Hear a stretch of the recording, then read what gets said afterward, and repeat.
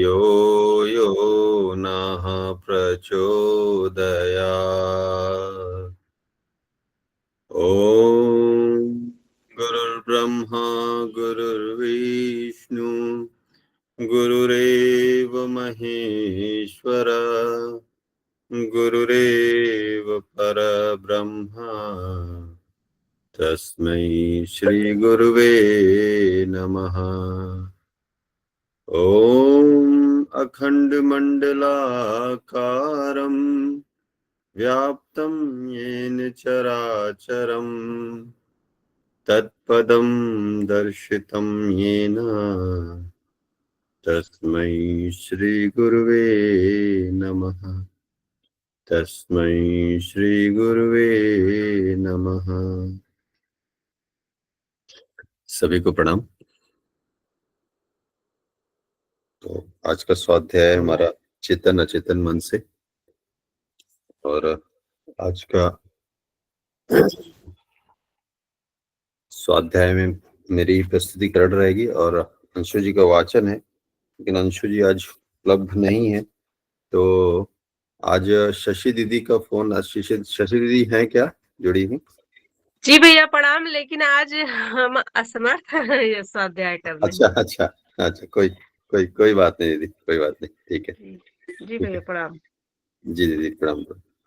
तो अगर और भी कोई आज का वाचन करने के इच्छुक हो तो जी भैया मैं कर देता हूँ। जी शांतिलाल भैया। जी भैया। जी भैया।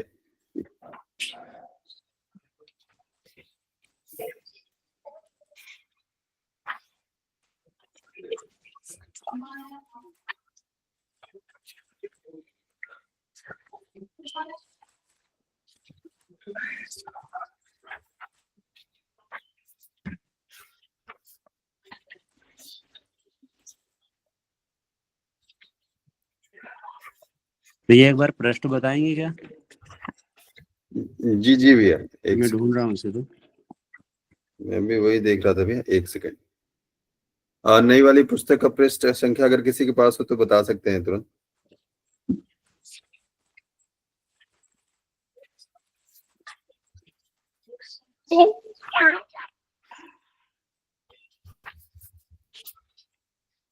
ये है भैया 2.57, ये 200 नए वाले में पृष्ठ संख्या 200 पे है। 2.57 जी।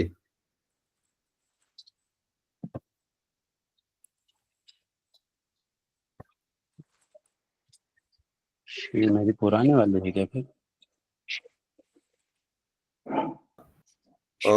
अचेतन को प्रभावित परिष्कृत करने का विज्ञान का प्रयास। मिल गया भैया? मेरी पुरानी पुस्तक है शायद, मेरे को ढूंढना पड़ेगा इसमें। हेडिंग में देखिए जाए भैया। आपका थोड़ा आगे होगा भैया, कुछ थोड़ा आगे होगा ना?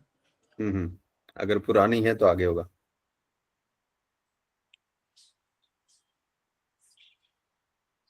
जी भैया मिल गया।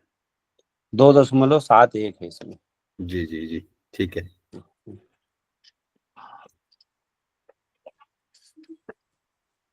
मिल गया भैया। जी गायत्री मंत्र बोलकर प्रारंभ करूंगा।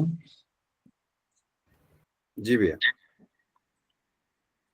परम सत्ता को नमन करते हुए ओम भूर्भुवः स्वः तत्सवितुर्वरेण्यं भर्गो देवस्य धीमहि धियो यो नः प्रचोदयात्। सभी साधकों को प्रणाम, परम सत्ता को प्रणाम करते हुए आज का वाचन, अचेतन को प्रभावित परिष्कृत करने का विज्ञान का प्रयास। उत्थान और पतन का संबंध आमतौर से संबंधित व्यक्तियों और प्रस्तुत परिस्थितियों के साथ जोड़ा जाता है, पर वस्तुतः ऐसी बात नहीं है। मनुष्य की अपनी मनोवृत्ति, आस्था, आदत, रुचि और रीति की वह धुरी है जिसके इर्द गिर्द परिस्थितियां घूमती है और भावी संभावनाएं जुड़ी रहती है। अब परिस्थितियों को सुधारने के लिए आवश्यक समझा जाने लगा है कि व्यक्तित्व को सुधारने और संभालने वाली मन स्थिति उत्पन्न की जाए। मनन शास्त्री इस दिशा में अपने ढंग से प्रयत्नशील हैं।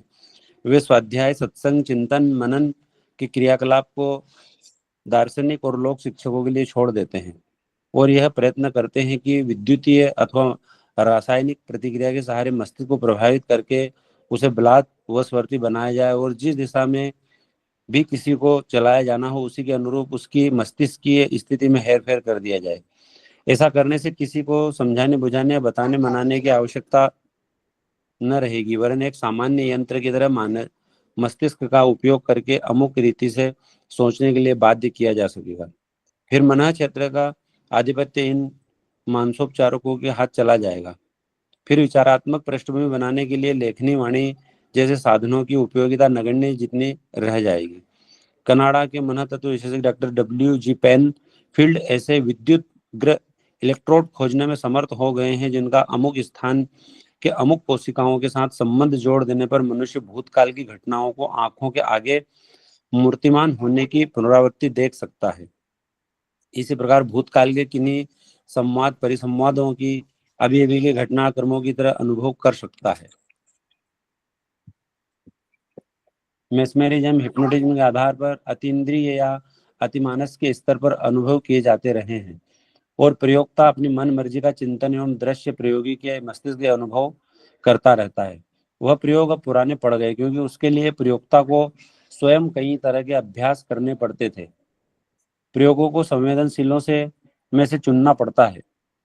फिर भी तकनीकी गलतियों से कई बार पूरी या आधी सफलता ही मिलती है। अब यह कार्य इलेक्ट्रोड की सहायता से यांत्रिक उपकरण सुनिश्चित रूप से कर दिया। एक सीमित मात्रा में विद्युत तरंगे मस्तिष्क में प्रवेश करके मनुष्य को थकान एवं अनिद्रा की पीड़ा से मुक्त कराया जा सकेगा। इतना ही नहीं, उसे इतना मूर्छित भी किया जा सकेगा कि ऑपरेशन का कार्य भी आसानी से हो सके। जीव शास्त्री जेम्स ओल्डस ने मस्तिष्क पर आंशिक नियंत्रण करके चूहों को बिल्ली से डरने की भावना से मुक्त करा दिया। वे बिल्लियों को अपनी सजातीय मानने लगे और बिना डरे उसकी पीठ पर चढ़ने लगे। फ्रांसीसी वैज्ञानिक प्रोफेसर डेलगाडो का कथन है, आदतों और अभ्यासों को उसी तरह काट छांट की जा सकती है जैसे फोड़े फुंसियों की। किसी की नसों से रक्त चढ़ाने की तरह उसे मस्तिष्क में अच्छी आदतों की भी बाहर से प्रवेश करा सकने भी अगले दिनों संभव हो जाएगा। मस्तिष्क की चेतना को उल्टा अथवा बदला जा सकता है। इस संबंध में पिछले दिनों काफी दिनों से खोजबीन चल रही है। मस्तिष्क में किस स्थान पर किस प्रकार की क्षमता का निवास है, यह बहुत कुछ जान लिया गया है और यह प्रयोग सफलतापूर्वक संपन्न किया गया है कि मस्तिष्क में किस गर्त में पड़ी हुई किन्हीं विकृतियों को बिजली का झटका देकर जगाया जाए और मनुष्य यह अनुभव करे मानो वह घटना अतीत की नहीं अभी अभी की है। स्नायु वैज्ञानिक कार्ल लेसनेने ने यह पता लगाया है कि मस्तिष्कीय कणों के किस परत पर कितना विद्युत प्रवाह जारी करने से किस स्तर की कितनी पुरानी स्मृति जागृत हो सकती है। मैकगिल विश्वविद्यालय मॉन्ट्रियल कनाडा के डॉक्टर विल्डर पेन फील्ड ने दृश्य, ध्वनि और विचार का संबंध स्थापित करते हुए यह संभावना व्यक्त की कि लोगों के मस्तिष्क को इच्छानुसार चिंतन करने के लिए प्रशिक्षित किया जा सकता है। कैलिफोर्निया इंस्टीट्यूट ऑफ टेक्नोलॉजी के डॉक्टर रोगस पेरी ने चिर संचित आदतों को भुला देने और अनायास ही नए अभ्यास को आदत बना देने में सफलता प्राप्त की है। डॉक्टर जेवी ल्यूको की खोज ने यह तथ्य प्रस्तुत किया कि मस्तिष्क की स्वेच्छाचारी नहीं है और उस पर मनुष्य का अपना अधिकार ही सीमित नहीं है। वैज्ञानिक प्रयोगों द्वारा मस्तिष्क की दिशा उल्टी जा सकती है और आज एक तरह सोचने वाला व्यक्ति कल दूसरी तरह सोचने के लिए विवश किया जा सकता है। न्यूरॉन्स की सिनेप्टिक हलचलों में हेरफेर करके मानसिक स्तर पर हेरफेर किया जा सकता है। इसके लिए नियत स्थान पर उपयुक्त मात्रा में विद्युत प्रभाव पहुंचा देने का कौशल हाथ में आ जाने से बहुत कम काम चल सकता है। डॉक्टर जेवी ल्यूको ने तिलचट्टे जीवों में ऐसी नई आदतें डाली जो उनके पूर्वजों में भी नहीं थी।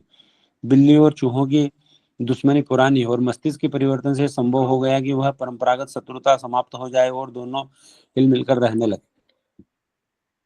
राइबोन्यूक्लिक एसिड RNA नामक रसायन मस्तिष्क की चेतना का आधार स्तंभ ठहराया गया है। स्वीडन के डॉक्टर हाल्गर हाइडन के प्रयोगों में से इस रसायन की मात्रा विभिन्न चेतना परतों में घटा बढ़ाकर प्राणियों को सोचने के तरीकों को बदलने में अच्छी सफलता प्राप्त की है। टेक्सास विद्यालय के डॉक्टर जेम्स मैकोनल और डॉक्टर रॉबर्ट थॉम्पसन के मस्तिष्क की संरचना की दृष्टि में पानी से पाए जाने वाले आध इंच के चपटी किस्म के प्लेरियन कीड़े को अधिक उपयुक्त पाया और उसे इन प्रयोगों के लिए चुना गया। इस कीड़े की मस्तिष्क की कोशिकाओं को उखाड़ पछाड़ करके वे यह प्रयत्न कर रहे हैं कि उनकी आदतें नए ढांचे में ढल जाएं और फिर उसी नई रीति नीति के अभ्यस्त उसकी भावी पीढ़ियां बन जाए। डॉक्टर सी एल्बर्ट ने चूहों की एक ऐसी जाति पैदा की जिसकी शक्ल अपने पूर्वजों की तरह ही है, पर उनका सोचना और करना बिल्कुल नए ढंग का है। मस्तिष्क की संरचना का जितना गहरा अध्ययन किया गया, उसके आधार पर यह पता चलता जा रहा है कि कपाल के भीतर भरी मज्जा के अंतर्गत सूक्ष्म घटक जितने सूक्ष्म, जितने अधिक और जितने सक्षम होते हैं, उसी अनुपात में बुद्धिमत्ता का विकास होता है। यह घटक अगणित वर्गों के हैं और इन्हीं के वर्ग विकास पर मानसिक गतिविधियों का निर्धारण होता है। यह समझा जा रहा है कि विकसित प्राणियों का मस्तिष्क बड़ा होता है, पर बात ऐसी नहीं। मस्तिष्क का भार भी शरीर के वजन अनुपात पर निर्भर है। व्हेल का मस्तिष्क 7,000 ग्राम, हाथी का 5200, डॉल्फिन का 1800, आदमी का 1350, घोड़े का 650, गेंडे का 600, गोरिल्ला का 500, कुत्ते का 130, बिल्ली का 30 ग्राम का होता है। इस आधार पर इन प्राणियों की समझदारी का लेखा जोखा नहीं लिया जा सकता। प्रागैतिहासिक काल का विशालकाय दैत्य डायनासोर 10 से लेकर 50 टन तक भारी होता था, किंतु उसके मस्तिष्क का भार मात्र 30 ग्राम था, यानी घरेलू बिल्ली के बराबर। फिर भी वह अपनी बिल्ली की तुलना में काफी पिछड़ा हुआ और नासमझ था। समझदारी का मस्तिष्क के वजन से सीधा संबंध नहीं, वरन इस बात से है कि उसमें न्यूरॉन कितने हैं, वह वे परस्पर कितनी सघनतापूर्वक संबंध होकर एक दूसरे के पूरक बनते हैं। मानव मस्तिष्क में प्राय 140 अरब न्यूरॉन होते हैं और उसकी संरचना ऐसी होती है जिसके अनुसार हर न्यूरॉन अपना निर्धारित कार्य ही नहीं निपटाता, वरन दूसरे न्यूरॉनों के क्रियाकलापों में भी भारी योगदान करता है। मानवीय बुद्धिमत्ता का रहस्य इसी में है। मनुष्य की बुद्धिमत्ता पिछले 10,000 वर्षों में प्राय 100 गुना अधिक विकसित हुई है।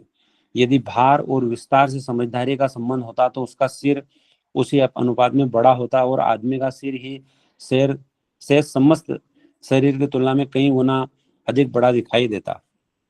डॉक्टर कैमरान के अनुसार मस्तिष्कीय कणों का मध्यवर्ती न्यूक्लिक एसिड इस विद्युत संवेग का उत्पादन एवं नियंत्रण करता है। रासायनिक बैटरी की तरह यह एसिड ही मस्तिष्क में विभिन्न स्तर के संवेग उत्पन्न करता है। इस अम्ल की स्थिति में मानसिक स्तर बहुत कुछ अवलंबित रहता है। इसके लिए कुछ ही दिन पूर्व एक मैग्नीशियम पेनिसिलिन आविष्कृत हुई। कैंसास विश्वविद्यालय के रसायन वेताओं ने इसी प्रयोजन के लिए कुछ प्रोटीन्स एटम्स ढूंढ निकाले और उनका उपयोग मस्तिष्क की क्षमता को संतुलित एवं विकसित करने के लिए किया है।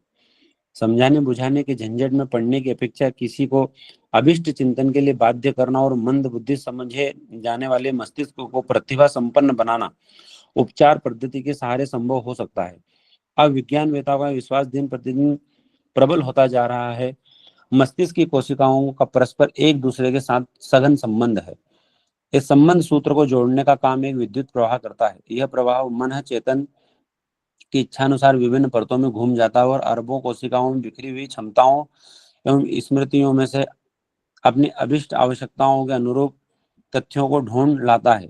यह कोशिकाओं के मध्य संबंध सूत्र जोड़ने वाला विद्युत प्रवाह यदि मंद हो, अवरुद्ध होकर चले तो मनुष्य मंद बुद्धि, दीर्घ सूत्री अथवा भुलक्कड़ स्तर का बन जाएगा।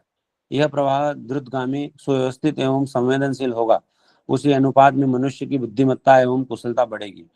मस्तिष्क को रीढ़ की हड्डी से जोड़ने वाले रेटिकुलर फॉर्मेशन की हरकतों को समझना और उसे प्रभावित करना जब जितनी मात्रा में संभव होता जाएगा, उसी अनुपात से मनुष्य को कृत्रिम रीति से हर्ष शोक की अनुभूतियों से अवांछित किया जा सकेगा।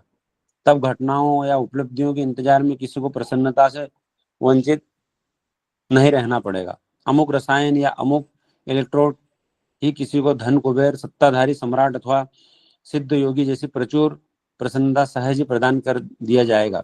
रूसी वैज्ञानिक प्रोफेसर एनिखिन ऐसी दवा विनिर्मित करने में सफल हो गए हैं जो पीड़ित अंगों में होने वाले दर्द के कष्टों से रोगी को बचा लेगी। इस औषधि का नाम है एमिनाजाइन।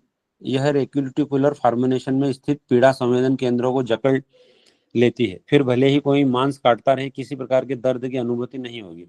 बिना निद्रा लाए इस प्रकार संज्ञा शून्यता उत्पन्न करने का यह ढंग अपने ढंग का अनोखा प्रयोग है।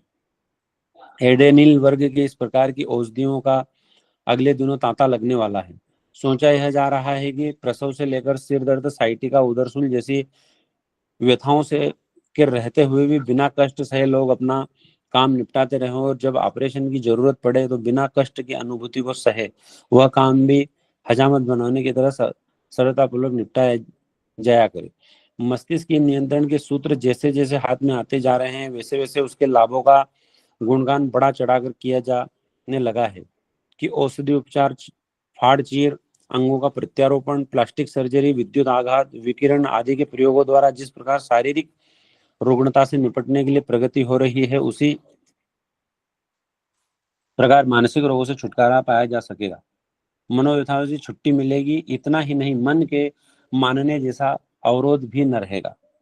जैसे जैसे ढाला मोड़ा जाना उसके लिए किसी अविज्ञात प्रेरणा के प्रभाव में बहुत हुआ सहज ही तैयार तत्पर हो जाएगा। जब अनुशासन के लिए नियम प्रतिबंध न लगाने पड़ेंगे, वरन कुछ उपचार द्वारा ही यह सब झंझट निपटा लिया जाए करेगा।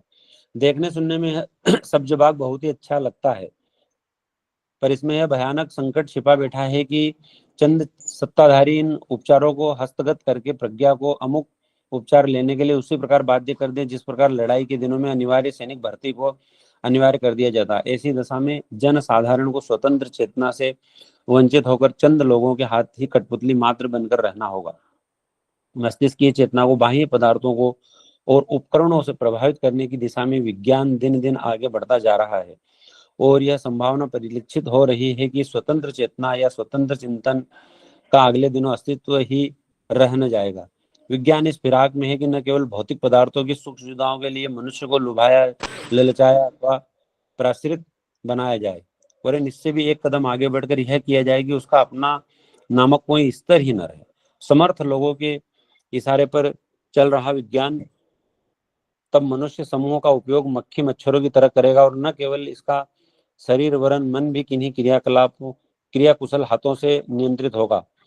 भेड़ों के झुंड को गडरिये हाँकते हैं और उनके दूध, ऊन, खाल, मांस, गोबर का इच्छानुसार उपयोग करते हैं। तैयारी इस बात की जा रही है कि जन साधारण को शारीरिक ही नहीं मानसिक स्थिति में आत्मसमर्पण जैसा हो जाए, तब विज्ञान का देवता हर किसी के चिंतन में कर्तव्य को अपनी मर्जी के अनुसार ढाला करेगा, और कठपुतली की तरह लोग बिना अनुभव किए स्वेच्छापूर्वक नाचा करेंगे। इस पराधीनता के पास में एक बार फंस जाने के बाद फिर किसी के लिए उससे निकलना संभव ही न रहेगा। आत्मस्मृति के गर्त में गिर जाने के बाद फिर उद्धार की आशा किस प्रकार की जा सकेगी। यह विभीषिका अणु बमों से भी अधिक भयानक है। उसमें ऐसी चिरस्थायी बौद्धिक पराधीनता की संभावना विद्यमान है जिसमें एक बार फंसने के बाद फिर कभी उबरना संभव न हो सके। स्वतंत्र चिंतन के आधार पर ही तो मनुष्य ने एक से एक बढ़कर बहुमुखी प्रगति की है और अवांछनीय से लोहा लिया है। यह स्वतंत्र चिंतन यदि सर्वसाधारण के हाथों में छिन गया और चंद लोगों के हाथ की कठपुतली बनकर समाज को रहना पड़ा, तो वह उतना बड़ी क्षति होगी जिसकी किसी भी प्रकार पूर्ति न की जा सके। समय रहते हमें निशस्त्रीकरण आंदोलन की तरफ बौद्धिक जड़ता से जकड़ देने वाली संभावना के विरुद्ध भी विश्व का लोकमत यह जागृत करना चाहिए। मस्तिष्क की दुर्बलता और रुग्णता दूर करने तक इन प्रयोगों को सीमाबद्ध रखा जाना चाहिए। चिंतन पर नियंत्रण करने की दिशा प्रतिबंधित रहे, तभी महत्वाकांक्षी अधिनायकों के चंगुल से स्वतंत्र चेतना की रक्षा की जा सकेगी। जी भैया, सभी को प्रणाम। ये वाचन पूरा हुआ। जी शांतिलाल भैया, बहुत बहुत धन्यवाद आपका। लंबा होने की वजह से हो गया हो भैया, कुछ थोड़ी सी बोलने में गिटपिटाहट हो गई, तो उसके लिए नहीं क्षमा। नहीं नहीं नहीं भैया, आपका वाचन बड़ा धारा प्रवाह रहता है, स्पष्ट सब कुछ बहुत सुंदर। तो बहुत बहुत आभार भैया आज के विषय को गुरु जी की वाणी को उस रूप में रखने के लिए। अचेतन को प्रभावित परिष्कृत करने का विज्ञान का प्रयास, ये विषय गुरुजी आज के विज्ञान कहाँ तक पहुंचा है, और जिस चीज को हम लोग असंभव मानते हैं वहां तक इस विज्ञान की पहुंच होती जा रही है। लेकिन उसके साथ साथ उसके दुष्परिणामों का भी जो है अंत में जो है विस्तार दिए हैं कि अगर उन चीजों को सीमाबद्ध नहीं किया गया तो उसका कितना गहरा दुष्परिणाम पूरी मानव सभ्यता पे इसका आएगा। तो अंत ही उसका एक पूरा निष्कर्ष की तरह उसको रखे हैं। बाकी अगर हम देखें अचेतन को, तो अचेतन हमारे मन की वो अवस्था है जिस अवस्था जिस अवस्था में हमारे संस्कारों की जड़ें होती हैं, जिसके ही कारण हम व्यवहारिक जगत में व्यवहार करते हैं, और जो हमारे हमें हमारा एक तरह से मार्गदर्शक का काम करता है। हमारी जो भी अच्छी बुरी आदतें, जो भी चीजें, कई जन्मों के जो संचित संस्कार हैं, उन्हीं के अनुरूप जो हम व्यवहार करते हैं वो है।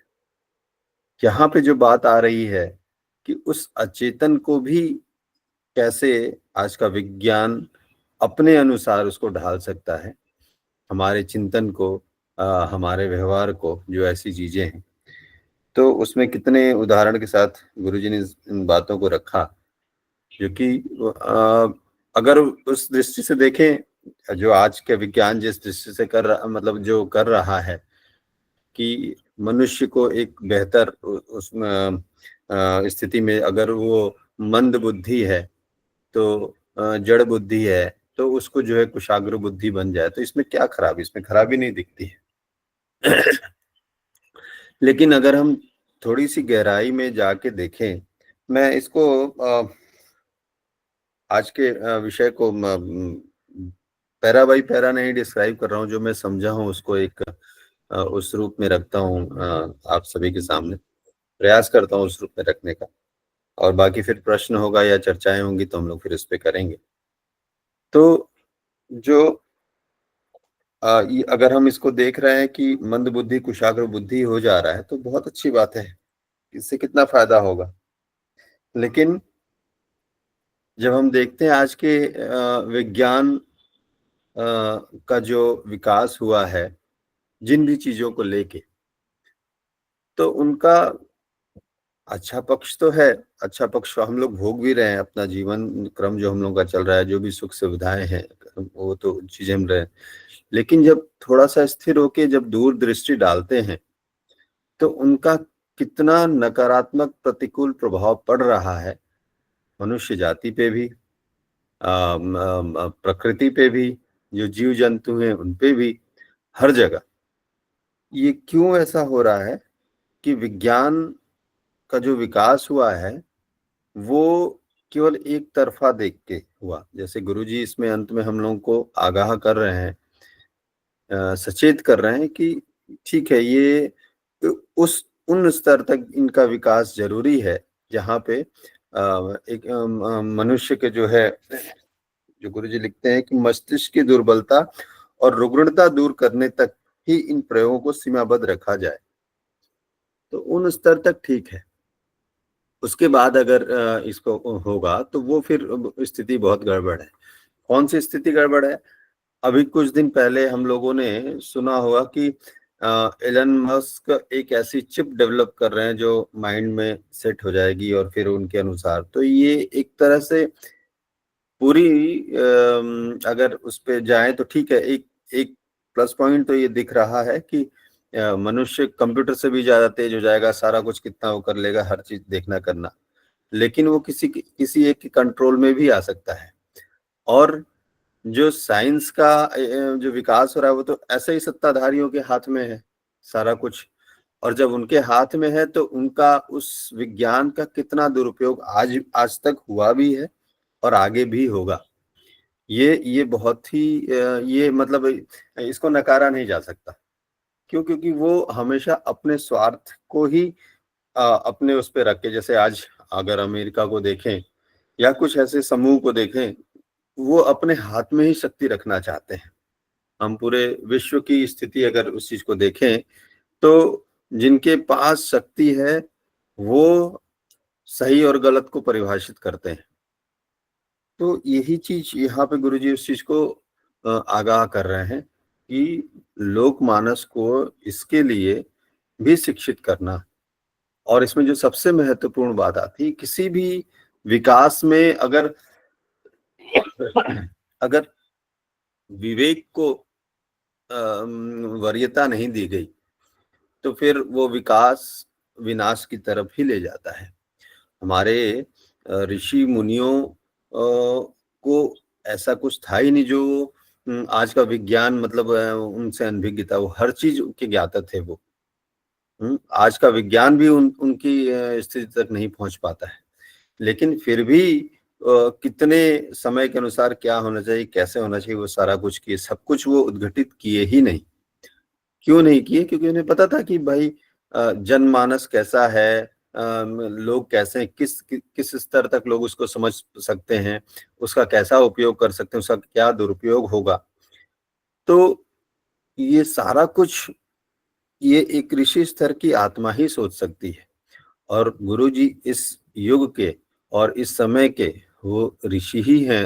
हम तो एक दृष्टा के जीवन दर्शन में बात भी आई कि वही इस समय के ऋषि हैं जो इस चीज को हमको आगाह कर रहे हैं और बता भी रहे हैं कि हमें किन सीमा तक इन सब चीजों को जो है लेके जाना है या इस पे आश्रित होना है। तो रिसर्च और विज्ञान ये तो बहुत आगे बढ़ता जा रहा है। उसका उदाहरण और कई उसमें रखे गुरुजी ने। लेकिन ये वैसा ही है, ये अगर ऐसा विकास हुआ तो ये वैसा ही है जैसा कि हम इस बात को और भी कई बार मैं रख चुका हूँ कि जैसे कि अध्यात्म है और जैसे कि कानून व्यवस्था है। तो अध्यात्म जो है, अध्यात्म के आधार पे धर्म का जो है निर्माण हुआ है और उस धर्म की जो व्यवस्था है उस व्यवस्थित वो ऐसी व्यवस्था है जिसमें मनुष्य जो है अंतः प्रेरणा से जीवन को जीता है और अपनी जीवनचर्या, अपना व्यवहार, अपना सब कुछ उस अंतः प्रेरणा से करता है। तो उसका जीवन किस स्तर का होता है। लेकिन वहीं अगर हम कानून को देखें, और आज के समय में हम कानून की बहुत बात करते हैं कि इस देश में ऐसा कानून है, यहाँ ऐसा कानून है। ये कानून हमें बाह्य जगत मतलब बाहर से कंट्रोल करने का प्रयास करता है, अंतः प्रेरणा से नहीं। तो जब हम किसी भी बाह्य चीज से कंट्रोल होते हैं तो वो दबाव तक रहता है। वो एक तरह से स्वच्छता अंतःकरण की नहीं रहती है, वो स्वच्छता नहीं रहती है, दबाव। चोरी छुपे तो आज भी गुनाह हो रहा है। कहने को कानून का राज है, लेकिन जो है स्तर जो है दिन पर दिन गिरता ही जा रहा है। अगर किसी समाज का, किसी देश का हो तो उसको क्या कहेंगे? तो उसका यही कारण है कि हम आज, अभी तक तो लोग को मैनेज कराया, अब तो मन को भी मैनेज करने की बात आ गई कि उसको बाहर से मैनेज किया जाए, बाहर की चीजों से, ऐसी दवाइयों से, ऐसे चीजों से मैनेज कर रहे हैं।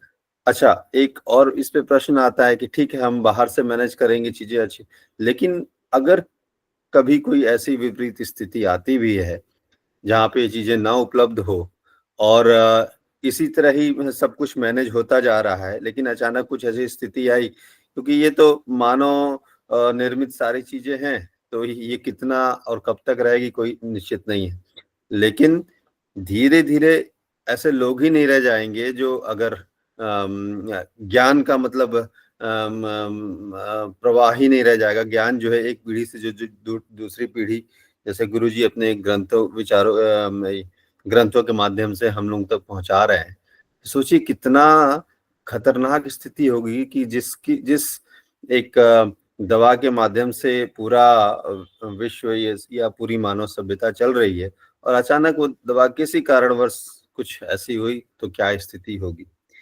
तो खैर ये तो बहुत अपनी कल्पना का वो है कि हम उसको कैसे क्या आके क्या वो करें।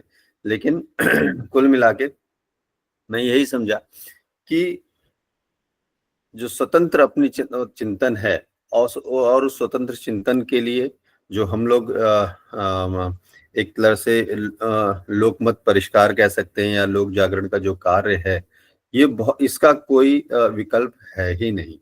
ये जो जो भी चीजें हम लोग कर रहे हैं, इसका कोई विकल्प नहीं है। और इसका विकल्प जो भी लोग भौतिक रूप में तलाश रहे हैं, उसका भी एक अच्छा भी वो है, साइड है, लेकिन जो उसका अंधकार वाला भाग है वो बहुत बड़ा है। तो वो कहीं न कहीं हम सबको दिक्कत करेगा ही। और आज के समय में हर चीज़ों का हम लोग देख भी रहे हैं कि हर चीज़ का हम लोग के समय एक निबंध लिखने को आता था, विज्ञान वरदान या अभिशाप। तो उन चीज़ों पे हम लोग लिखते, तो वही चीज़ आज ये लग रहा था गुरुजी का पढ़ के और सब स्थितियों को करते हुए। तो आज मैं इस पे ज़्यादा और मेरे उसमें नहीं है भैया, बाकी और लोग इस पे बात रखेंगे, तो सबकी जो है एक वो हम लोग समझ पाएंगे। मैं जो इन पूरे विषय में जो समझ पाया वो रखने का प्रयास किया। जी भैया, तो सभी से अनुरोध है अपनी अपनी बातें, क्योंकि ये चीज़ें हम लोग देख रहे हैं आए दिन अपने जीवन में, इन चीज़ों को देख रहे हैं, महसूस कर रहे हैं, तो जरूर ही हम सबका कुछ ना कुछ अनुभव रहा होगा आज के विषय से। तो जी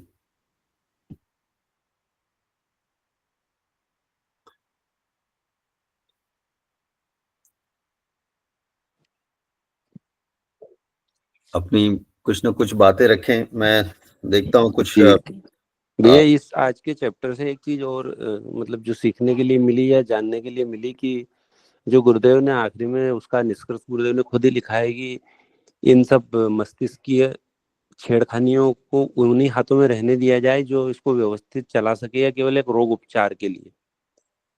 इसीलिए जो ऋषि परम पूज्य गुरुदेव एक वैज्ञानिक ऋषि हुए हैं, तो उन्होंने जो पंचकोश दिया और जो इंसान इन सब के द्वारा पाना चाहता है वो तो गुरुदेव, ये मतलब मेरा मानना है कि अगर पंचकोश की साधना करें और आनंदमय कोश की स्थिति में चला जाए तो इन सब चीजों को वैसे भी पा सकता है बगैर किसी बाहरी छेड़खानी किए।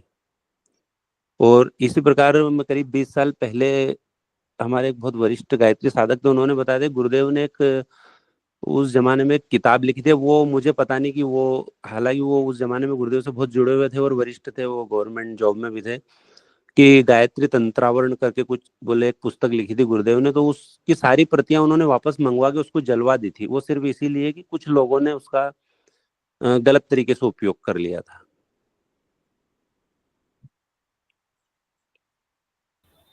जी भैया। जी जी भैया। भैया सही कहा आपने। देखिए होता क्या है भैया ना कि हम मनुष्यों में और एक बात आती है कि हम शॉर्टकट चाहते हैं हर चीज का। जी जी और वो जो आपने बात कही कि पंचकोश और इसके माध्यम से, ये तो एकदम स्थिर और स्थायी ये है, और ये केवल ये शरीर तक तो है नहीं भैया, ये कई जन्मों के लिए हमारी एक ये व्यवस्था है ना। लेकिन जब हम उस चीज को, एक तो ये इतना आसान नहीं है इसको करना। हम पहले कई चीज इसमें साधनाएं अलग अलग हैं, ये सब चीजें, और वो करना, वो तो लगता है कि नहीं यार ये कितना टाइम लगेगा, क्या लगेगा, वो कितना अपने आप को जो स्थिर करना पड़ता है। दूसरा एक हमारे पास ऑप्शन है कि ठीक है, आप आनंद की अनुभूति जो है ऐसी चीजों से कर सकते हैं, ऐसी स्थिति में आ सकते हैं, समाज ऐसे बन सकता है, लेकिन अंदर से वो परिष्कार नहीं हुआ। हाँ, तो ये केवल इस शरीर तक ही सीमित हो जाएगा। हम लोग तो केवल शरीर तक सीमित है नहीं, न सीमित रखना चाह रहे हैं अपने आप को। हम आज अगर कुछ कर रहे हैं या कुछ करना चाह रहे हैं, या जैसे बात आती है गोकुल भैया की कई बार आई कि हम जहाँ जिस स्तर से उसी स्तर से साधना शुरू करें, तो वो उनका कहने का अर्थ ये होता है कि इस जन्म में हमारी जो भी अवस्था है, इस शरीर की जो भी आयु है, हम वहां शुरू करें तो अगले जन्म में फिर उसी वहां से फिर हम हमारा जो है शुरुआत होगा। ऐसा नहीं हो कि हम पीछे होंगे। तो और क्योंकि हमारा जीवन का ये बस ये शरीर उस जीवन का एक पार्ट है, जीवन तो बहुत बड़ा है। तो हम जहां हमें अनुभूति हो वहां से शुरू करें, लेकिन ऐसे लुभावने जो चकाचौंध है उसमें हम लोग फंस जाते हैं। तो सही कहा आपने कि ऐसी चीजें होती हैं। जी भैया। इसमें भैया मैं एक बात ये रखना चाहूंगा कि पिछले 2-3 सालों में मैंने नेचुरोपैथी से संबंधित बहुत सारे कोर्स किए हैं। तो उसमें जिस प्रकार गुरुदेव ने ये बताया, तो जिस प्रकार हमारे सारे आज सब्जियां, हमारे अनाज को, यानी गेहूं की अगर बात करूँ तो 1500 बार गेहूं को जीएमओ कर चुके हैं। यानी जो गेहूं की जो प्रजाति, उसका ओरिजिन जो प्रकृति ने दिया था, उससे उसको 1500 बार मॉडिफाइड कर चुके हैं। तो वो हमारे शरीर में आज जितने भी घातक रोग जो बड़े बड़े हैं, ये इनके पीछे लोग विभिन्न विभिन्न प्रकार के कारण बताते हैं, लेकिन इसका मेन एक रीजन जो हो रहा है और सबसे ज्यादा नेचुरोपैथी में जो सामने आया, वो ये है कि हम जो खीरा खाते हैं, टमाटर खाते हैं, गेहूं खाते हैं, तो इनकी मूल प्रवृत्ति को वैज्ञानिकों ने अपने तरीके से चेंज करके प्राकृतिक तत्वों से इन्हें अलग कर दिया, इनकी पैदावार बढ़ा दी, उनके रंग रूप बढ़ा दिए। लेकिन वो जिस प्रकार उनके जीन्स को उन्होंने चेंज किया, तो उनको खाने से नेचुरोपैथ के डॉक्टरों का ऐसा कहना है कि ये इंसान के जीन्स को प्रभावित करते ही करते हैं और अंत तो गत्वा वो बीमारी को ही प्राप्त होगा। इसी प्रकार ये जो गुरुदेव ने आज का जो इसमें बताया कि अगर किसी के मस्तिष्क को अगर किसी काम के लिए या उसकी बीमारी को ठीक करने के लिए वहां तक थोड़ी, अन्यथा तो कुछ लोगों के हाथ में, और जिस व्यक्ति का आपने नाम लिया था उदाहरण के तौर पर एलन मस्क, उस जैसे असुर और पागल व्यक्ति के हाथ में तो अगर ये सत्ता चली है, तो वो सारे संसार को पागल कर दे। वो इतना महत्वाकांक्षी व्यक्ति है आज के युग में। जी भैया। जी भैया, तो बहुत कुछ है भैया। ये विनायक भैया का हैंडरेज है भैया। जी जी जी भैया, तो विनायक भी अपनी बात रखें। राम भैया, सभी को प्रणाम, सभी को राम राम। आज का विषय अचेतन मन को कैसे वैज्ञानिक स्तर पर प्रभावित और परिष्कृत करने की बात गुरुदेव ने लिखी है। तो आज जब इस विषय को पढ़ रहे थे भैया, तो इसमें बड़ा बहुत कुछ विस्मित करने वाली चीजें मुझे मतलब मिली, मुझे महसूस हुई कि भाई आज आदमी इतना प्रयास कर रहा है, जैसे भैया आप भी बोल रहे थे कि साधना, पंचकोशीय साधना, मतलब इतनी तप साधना करने के बाद उस आनंद को ग्रहण किया जा सके। लेकिन यहाँ गुरुदेव ने बताया है कि अगर हम ऐसे कुछ रसायन या फिर विद्युत इलेक्ट्रोड का जो भी संबंध है मस्तिष्क की कोशिकाओं से, उससे अगर हमने बल्कि उसको समझना और प्रभावित करने वाली जो भी संबंध है उसको प्रभावित करने वाली, उसको अगर हम पकड़ लें और समझ जाएं, तो हम जो भी, जैसे सिद्ध योगी हुआ या फिर कोई भी व्यक्ति जो भी स्तर चाहता है जिससे उसको प्रसन्नता मिलती है, उस प्रसन्नता की अनुभूति करना बड़ी सहज हो जाएगा, मतलब बहुत सहज हो जाएगा। अगर हम वो भी उन्होंने लिखा है गुरुदेव ने यहाँ पे कि मनुष्य को कृत्रिम रीति से, मतलब इसको कृत्रिम पद्धति कहा है, एक शॉर्टकट तरीका जिसमें आप भौतिक विज्ञान के स्तर पे उसको उस प्रसन्नता की अनुभूति करा सकते हैं। तो ये सब चीजें मतलब नहीं थी कि ये सब चीजें भी आज के मतलब आने वाले समय में वैज्ञानिक युग में संभव है, बट आज उन्होंने इतने पहले ही ये सब उजागर कर दिया है। तो फिर आगे फिर लिखा भी है कि इसको किस स्तर तक सीमाबद्ध किया जाना चाहिए, और अगर नहीं किया गया तो फिर उसके दुष्परिणाम क्या होंगे। तो इस पे दुष्परिणाम की बात करूं तो मुझे अभी ध्यान आता है कि मतलब अगर मैं देखूं अपने इतिहास की तरफ कि कैसे कैसे अंग्रेजों ने हमारी शिक्षा पद्धति को ऑलरेडी बिगाड़ करके हमारे चिंतन में ऑलरेडी वो घुसे हुए हैं इस तरीके से, और आज जो भी घर्षण हो रहा है या फिर विरोध प्रतिरोध हो रहा है, वो बस इसलिए कि कहीं ना कहीं कुछ हम लोग आज बैठ के ये चिंतन करें, क्योंकि कहीं ना कहीं वो स्वतंत्र चिंतन का आधार अभी जीवित है। तो और उसमें भी अभी घर्षण क्यों चल रहा है, क्योंकि हम अभी हमारा आधार जीवित है, और अभी भी हम कहीं ना कहीं अपनी शिक्षा के माध्यम से कह लीजिए हमारा दृष्टिकोण जो है वो यूरोपीय है ही। तो हम किस दृष्टिकोण से देखते हैं या फिर किसी का मापदंड क्या है, पहले भी बात हम लोग कर चुके हैं कि आज ज्ञान की जो पवित्रता है, जो गौरव है, वो नहीं रही है जो पहले थी। भैया प्रसून भैया ने भी बात रखी कि आज जो हमारे ऋषि रहे हैं, मंत्र दृष्टा ऋषि कहा गया है, तो उन्होंने जो चीज देख ली, अनुभूति अनुभूति करके उन्होंने मंत्रों के रूप में उसे रख दिया, हाँ, या फिर वैज्ञानिक स्तर पे कुछ देख लीजिए, उसकी खोज की, तो आज उसे उसे उन्होंने अनुभूति के स्तर पे जाके खोजा और आज उसे भौतिक विज्ञान की दृष्टि से उसे प्रयास किया जा रहा है खोजने का। तो कहीं ना कहीं हम उसे एक सीमा में बद्ध करके देख रहे हैं जिसकी कोई सीमा ही नहीं, जो असीमित है।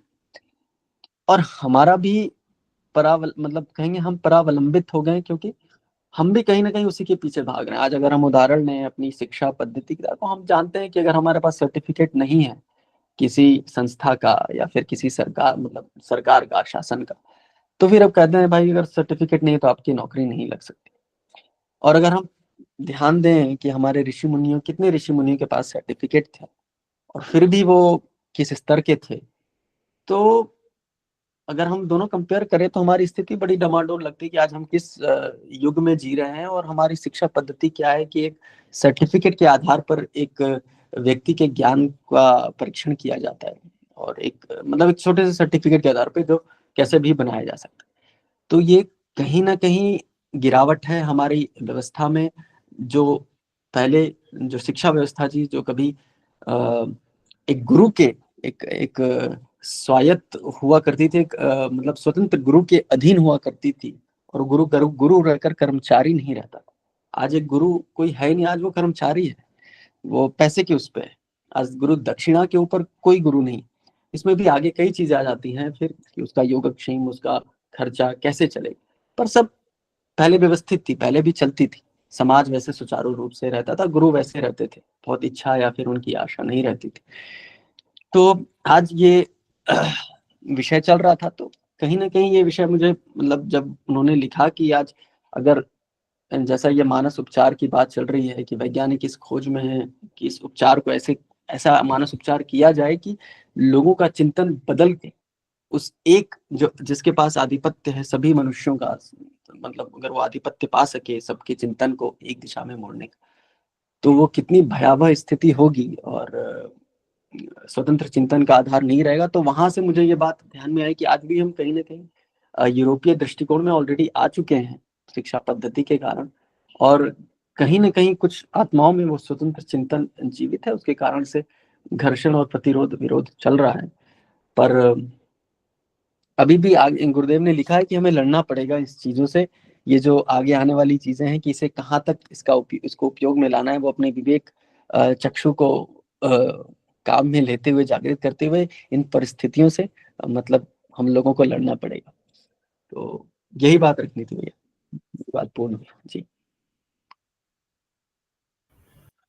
जी भैया, तो सही कहा भैया आपने कि बिना विवेक के और बिना स्वतंत्र चिंतन के हम लोग यहाँ तक पहुंचे ही नहीं होते। और ये स्वतंत्र चिंतन की ही परिणति है कि हमारा जो आध्यात्मिक पूंजी है, हमारा जो फिलोसफिकल जो हमारे पास पूंजी है वो कहीं नहीं है, विश्व में कहीं नहीं है, वो केवल भारत के पास है। और इसीलिए भारत को मार्गदर्शक के रूप में देखा जाता है।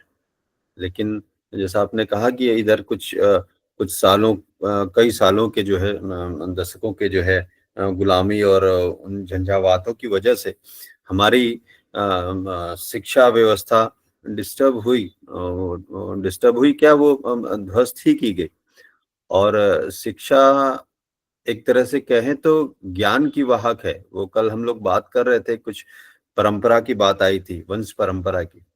तो शिक्षा एक पीढ़ी से दूसरी पीढ़ी तक जो ज्ञान है उसको पहुंचाने की व्यवस्था थी। लेकिन आज जो शिक्षा जो है नौकरी की व्यवस्था हो गई है, अपनी आजीविका की व्यवस्था हो गई है। तो ठीक है, उस पे धीरे धीरे हो रहा है काम और होगा, क्योंकि गुरुजी ने तो उस पर शुरू ही किया है। और वो कल हम लोग पढ़े भी कि बस हमें लगे रहना है, और उनसे जो है प्रेरणा हम सबको मिल रही है। तो एकदम उस पर हम आगे बढ़ रहे हैं भैया। तो और भी दीदी भैया अपनी बात इस पे रखें आज के विषय में। हमारे पास अभी 15 मिनट का समय है।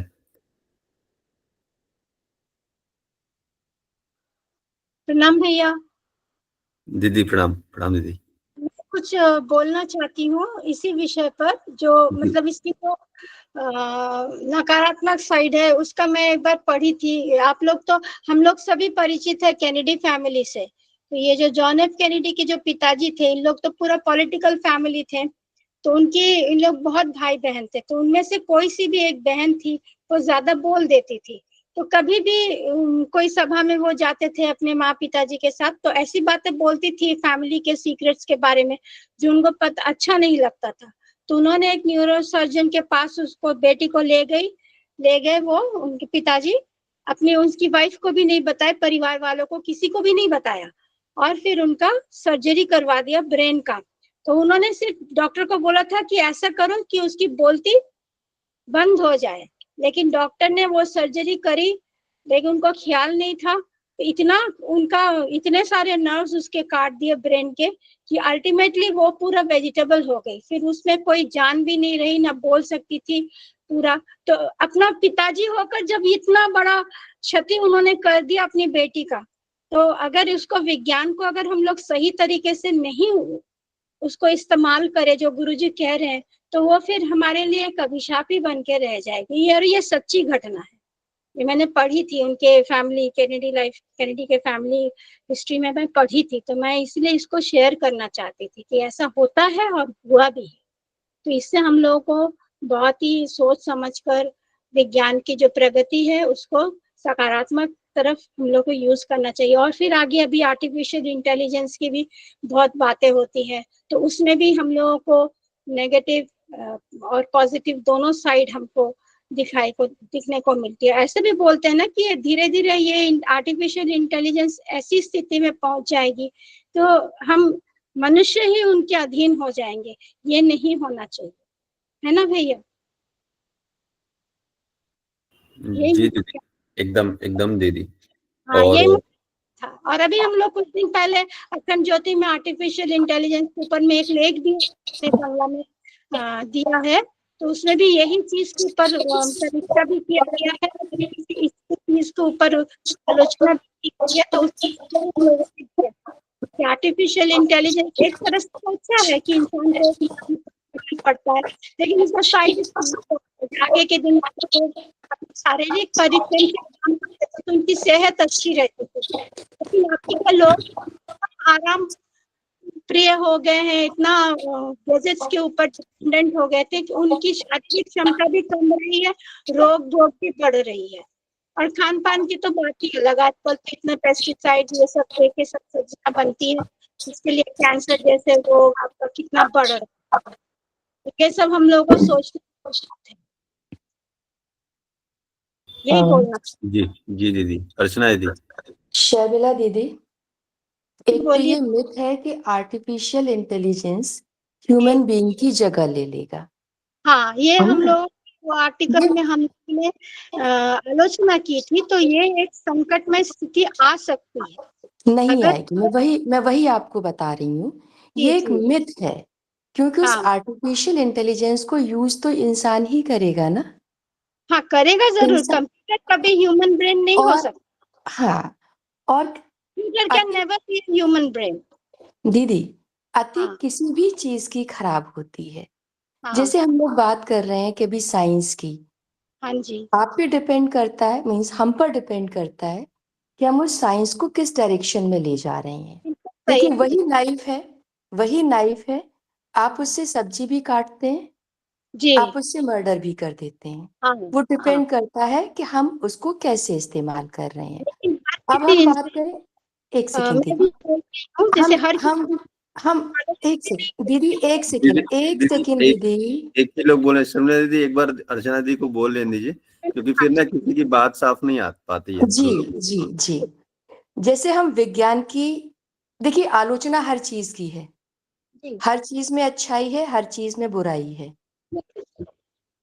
तो ये नहीं कह सकते कि इसकी आलोचना हुई, उसकी आलोचना नहीं हुई। अगर हम धर्म का भी एक बिगड़ा हुआ रूप देखें तो तंत्र विद्या हो जाती है। जो तांत्रिक करते हैं लोग, जादू टोने करते हैं, पता नहीं वो जादू टोना कितना सही है कितना गलत है, मुझे नहीं पता, लेकिन सॉरी, लेकिन जब वो धर्म हमारा तंत्र की तरफ मुड़ जाता है तो वो धर्म बेकार हो जाता है। धर्म सही रास्ते पर, धर्म बेसिकली आपके जीवन जीने का तरीका है। आप जीवन जीने का तरीका सकारात्मक रखते हैं तो विज्ञान आपके नियंत्रण में है, धर्म के अनुसार आप चल रहे हैं। आप नकारात्मक हैं तो आप समाज में सिर्फ और सिर्फ परेशानियां मतलब हम समाज में सिर्फ और सिर्फ परेशानियां पैदा करेंगे जी और विज्ञान हमारे ऊपर हावी होने लगेगा। हम अपने दिमाग का, अब हम लोग वैसे भी देखें, अपने दिमाग का हम में से कोई भी इस्तेमाल नहीं करना चाहता। एक थोड़ी सी आलोचना हम अपनी भी करें, हम चाहे न चाहें हर हर लाभ की वस्तु, हर आरामदायक वस्तु अपने घर में अननेसेसरी ला रहे हैं। एक बार एनालिसिस करके देखें, विश्लेषण करके देखें, हर घर में मसाला पीसने के लिए मिक्सी है, कपड़े धोने के लिए वॉशिंग मशीन है, बर्तन धोने के लिए डिश वॉशर है। आप मुझे बताइए, हम में से कितनों के घरों में सिलबट्टा है, कपड़े हाथ से धोए जाते हैं, या कोई भी, हम क्यों इकट्ठा कर रहे हैं? तो विज्ञान हमें वही दे रहा है जो हम विज्ञान से मांग रहे हैं। ये डिमांड एंड सप्लाई का रेशियो है दीदी। इसलिए अब हमने विज्ञान को हावी कराना शुरू कर दिया है। हम दिमाग का इस्तेमाल नहीं करते। हम अपने बच्चे से कह देते हैं जाओ गूगल पे सर्च कर लो, या बच्चा हमें डिस्टर्ब कर रहा है, हम उसे एक क्वालिटेटिव टाइम न देके हम उसको गैजेट्स थमा देते हैं। अब उन जी गैजेट्स के थ्रू बच्चा बिजी हो गया, बच्चा समाज से कट गया। इसीलिए ना साइंस जो है वो खराब नहीं है, हमने उसे खराब होने की परमिशन दे दी। हाँ, मैं तो यही बोलना चाहती थी कि हम लोग साइंस तो हमारे लिए वरदान के रूप में ही हम लोग पाए हैं, लेकिन औसत जो, जैसे हम लोग गुरुजी के साथ जुड़े हुए तो हमारी चिंतन भी उसी तरफ, उसी दिशा में जा रही है। हम लोग अपने को परिष्कृत भी कर रहे हैं, लेकिन ऐसे मार्गदर्शन सबको तो मिलता नहीं है, तो फिर वो उनका गलत इस्तेमाल करते। मैं भी यही बोलना चाह रही थी कि हर चीज का अच्छा और गलत दोनों पहलू होते हैं। ये हम पर बहुत डिपेंड करता है, बिल्कुल 101% डिपेंड करता है कि हम उसको किस तरह से अपने जीवन में ढालें या उसका इस्तेमाल कैसे करें। लेकिन आम तौर पर हमारे जैसे परसेंटेज उतना नहीं है जो उस तरह से विज्ञान को अपनाए। मैं यही बोलना चाहती थी कि हर अच्छी चीज को हम लोग इसको गलत ढंग से, औसत रूप से इसका उपयोग होता है, जिसके कारण इतना कुछ हो जाता है। एक छोटा सा एटम बम ले लीजिए, इससे इसकी कितनी शक्ति है, लेकिन इसका गलत इस्तेमाल हुआ तो फिर हिरोशिमा नागासाकी की ऐसी हालत हो गई। मैं भी यही कह रही हूँ, इस्तेमाल करना अपने हाथों में है, लेकिन औसत मनुष्य जो है उनको वो मार्गदर्शन नहीं मिल रहा है जो हमको गुरुजी के पास से मिलती। उनके साहित्य पढ़ के, आलोचना करके, सत्संग करके, उनके साहित्य के साथ जुड़कर जो हम लोग को ज्ञान मिल रहा है, वो औसत इंसान को वो सहज लभ्य नहीं है। तकलीफ तो उसी बात की है। गुरुजी को भी इसकी बहुत पीड़ा थी, हम लोगों को भी, जो हम लोग इस रास्ते में चल रहे हैं, हम लोगों को भी इसकी पीड़ा है। मैं तो यही बोलना चाहती हूँ, हम तो आपके साथ बिल्कुल सहमत हैं।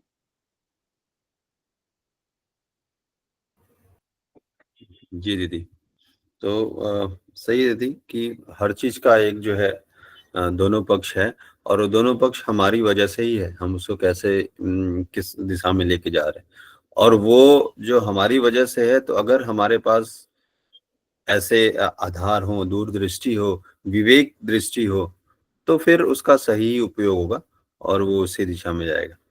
जी राजेंद्र भैया। जी भैया प्रणाम। प्रणाम भैया।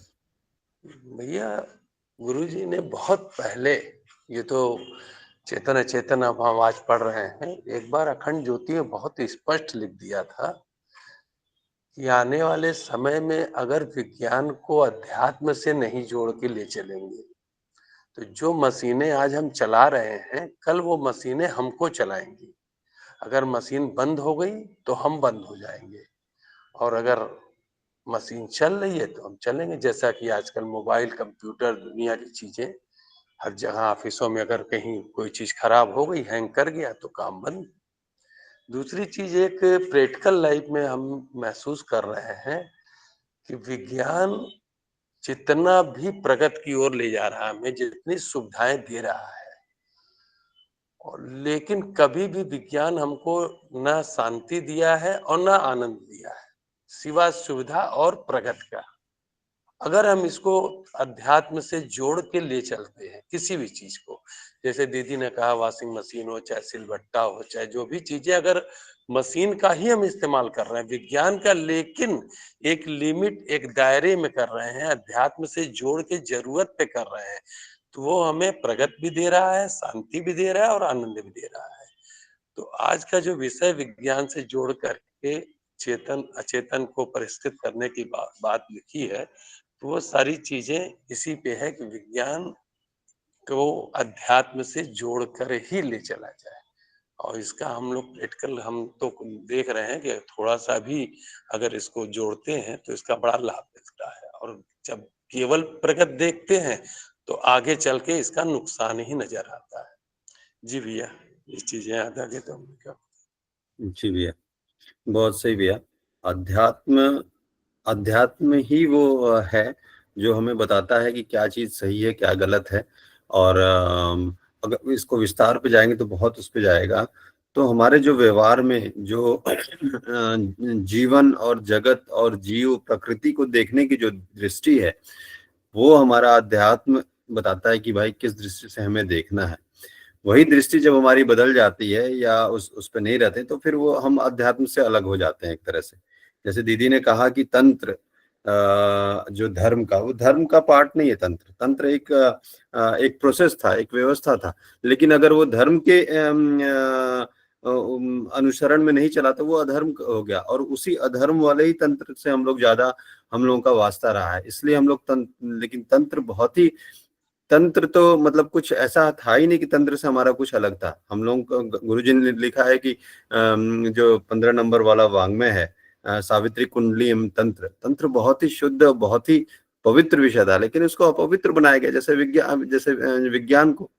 तो विवेक और अध्यात्म मतलब वो जो विवेक की दृष्टि आती है वो अध्यात्म की वजह से ही आ पाती है, और उससे हम नहीं जुड़े हैं तो स्थिति विकृत होगी ही होगी भैया। जी भैया। जी जी भैया। जी आज के किरण डेट दीदी में आप। जी भैया। जी चलिए भैया। दूसरे बहुत लोग एंडेज हैं, राजेश जी भैया प्रणाम भी भैया। हैं, उनको मौका प्रणाम दें। दीदी, प्रणाम दीदी। प्रणाम, जय गुरुदेव सभी को। सभी के विचार बहुत ही हृदय स्पर्शी हैं, और हम इसको हर क्षण अगर देख रहे हैं तो इससे बस यही आ रहा है कि जो भी, चाहे आर्टिफिशियल इंटेलिजेंस है, चाहे कंप्यूटर है, चाहे बहुत सारे गैजेट्स हैं, ये हमारे मानसिक स्थिति को कमजोर करता जा रहा है, हमारे मस्तिष्क को काम करने नहीं दे रहा है, सुविधा के पीछे वो जा रहा है। और जब किसी चीज में हमें आराम मिलने लगता है, तो वो जो नब्ज है या वो जो भी चीजें हैं मस्तिष्क की, उसका विकास नहीं होता है। वो खुद से सोच नहीं पाता, उसको चीजें मिल जाती है। जैसे आज आर्टिफिशियल इंटेलिजेंस की बात है कि ये हम पर हावी हो रहा है, हमारा काम आसान कर रहा है, लेकिन हमें सोचने नहीं दे रहा है कि हम खुद से सोच करके उस काम को करें। तो चाहे वो कैलकुलेटर जब आया, पहले लोग गिनती जोड़ लेते थे फटाफट, आज हम छोटे से छोटे ऐड को भी कैलकुलेटर पे डिपेंड रहते हैं। फिर उसके बाद कंप्यूटर आ गया, हमारी चीजें और इजी हो गई। तो चीजें हैं, सुविधा के लिए अच्छी हैं, लेकिन हम अपनी ओरिजिनल चीजों को करते हुए इसको इस्तेमाल करें तो वो दिक्कत नहीं आएगी। जैसे अभी राजेंद्र भैया ने कहा कि उसको आध्यात्मिकता से जोड़ते हैं, तो भैया सभी दीदी लोगों ने, भैया ने बहुत अच्छी बात, सारी बात कही, और यही है भी। पहले के दौर में, आज देखिए कहीं भी आप जा रहे हैं, आप सोचते हैं मैं लिफ्ट से चला जाऊं। आज जो पैर घुटने की प्रॉब्लम हो रही है या किसी भी चीज की दिक्कत हो रही है, तो क्या है, हम बिल्कुल एकदम सरल, जो चीज आसानी से मिल जाए वो करना चाह रहे हैं। तो भैया यही है कि हम अपने मस्तिष्क का इस्तेमाल नहीं कर रहे हैं, इससे वो नुकसानदेह है, और यही काबू में कर लिया है। जय गुरुदेव भैया। जी दीदी। जी प्रहलाद भैया। सबों को मेरा सादर प्रणाम। समय हो गया है इसलिए अपनी बात सिर्फ एक लाइन में समाप्त करना चाह रहे हैं। एक पुराना गाना हमको याद आ गया, उसकी एक लाइन बताते हैं कि 100 दुखों की एक दवा काहे ना आजमाए, ऐसे है। तो 100 दुखों की दवा सारा विज्ञान डेवलप कर गया, लेकिन भगवान ने एक ऐसी अमूल्य चीज हमें दी है, मस्तिष्क, उसमें विवेक तो अभी आपने बताया प्रसून भाई साहब की विवेक आएगा कहाँ? आध्यात्म से। तो बिना अध्यात्म अपनाए हुए विवेक आएगा नहीं, और विवेक आएगा नहीं तो विज्ञान जो है चारों ओर से हावी हो जाएगा। आज विज्ञान की ही देन है कि आज हम लोग भारत के भिन्न-भिन्न कोनों से बैठ के एक साथ जुड़ रहे हैं और इतनी अच्छी चर्चा चल रही है।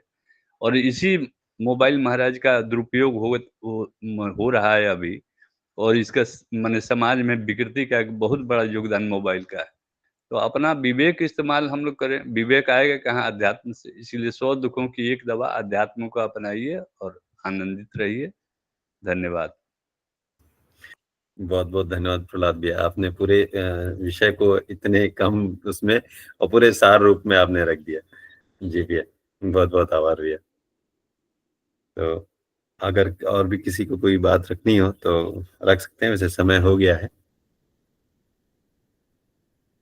तो ठीक है। आज का विषय बहुत ही रोचक और हम सबको कहीं न कहीं द्वंद्व में डालने वाला विषय था, लेकिन प्रहलाद भैया ने उसको कितने अच्छे से उसमें संकलित किया कि 100 दुखों की मतलब एक ही दवा है। तो उस दवा की और उसका उदाहरण भी कितना कि आज के विज्ञान को ही लेके हम सब जुड़ पा रहे हैं और अपने आप को, तो वही है, हर चीज का अच्छा और बुरा है, लेकिन उसमें विवेक जोड़ना बहुत जरूरी है। विवेक का, अध्यात्म का लाना बहुत जरूरी है, तभी हम उसका सही सदुपयोग कर पाएंगे। जी आइए, इन्हीं विचारों के साथ गुरु जी गायत्री माता को, सभी ऋषि सत्ताओं को हमें परिष्कृत करने के लिए, हमें मार्गदर्शन प्रदान करने के लिए धन्यवाद ज्ञापित करते हुए शांति पाठ। ओम शांति शांति शांति। प्रणाम प्रणाम सभी को। प्रणाम भैया, सभी भैया